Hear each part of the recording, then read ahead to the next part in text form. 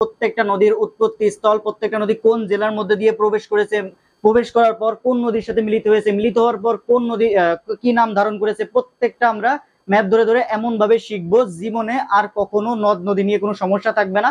তুমি যেহেতু ঢাকা বিশ্ববিদ্যালয় সহ যে কোনো বিশ্ববিদ্যালয় পরীক্ষা দিবা সামনে, ঢাকা বিশ্ববিদ্যালয় সহ যে কোনো বিশ্ববিদ্যালয় ভর্তি পরীক্ষায় নদ নদী থেকে 100% প্রশ্ন আসবে। আর যদি প্রশ্ন আসে তুমি 100% আনসার করতে পারবে, তোমার কখনো আর জীবনে কোনোদিন ভুল হবে না। তো চলো শুরু করা যাক।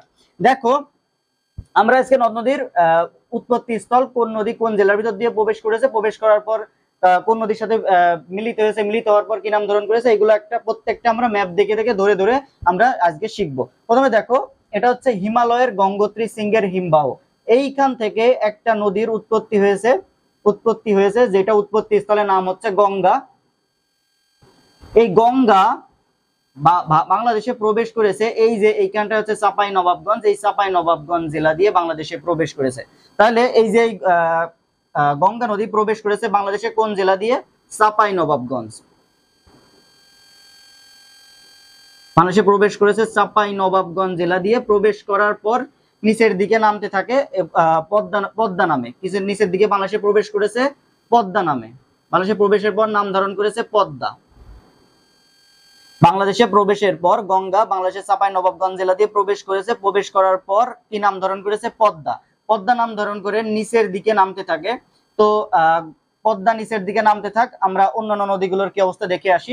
দেখো এটা হচ্ছে তিব্বতের কৈলাস সিংহের মানস সরোবর হ্রদ। এখান থেকে একটা নদের উৎপত্তি হয়েছে, এখান থেকে একটা নদের উৎপত্তি হয়েছে এখান থেকে একটা নদের উৎপত্তি হয়ে বাংলাদেশের কুড়িগ্রাম জেলা দিয়ে প্রবেশ করেছে, যেটা হচ্ছে ব্রহ্মপুত্র নদ। ব্রহ্মপুত্র নদ এটা বাংলাদেশের কুড়িগ্রাম জেলা দিয়ে প্রবেশ করেছে। বাংলাদেশের কুড়িগ্রাম জেলা দিয়ে প্রবেশ করেছে।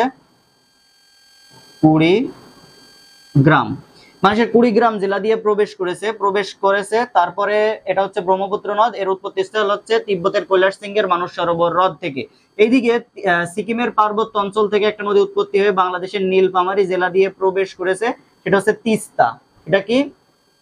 তিস্তা প্রবেশ করেছে বাংলাদেশের নীলফামারী জেলা দিয়ে। এই তিস্তা আর এই কুড়িগ্রাম এক জায়গায় মিলিত হয়েছে, সেটা হচ্ছে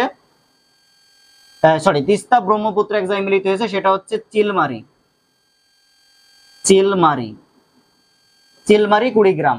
তিস্তা আর এই ব্রহ্মপুত্র এক জায়গায় মিলিত হয়েছে, সেটা হচ্ছে চিলমারি কুড়িগ্রাম। মিলিত হওয়ার পর ব্রহ্মপুত্র নাম ধারণ করে ময়মনসিংহের দিকে বাঁক নিয়ে প্রবাহিত হতে থাকে।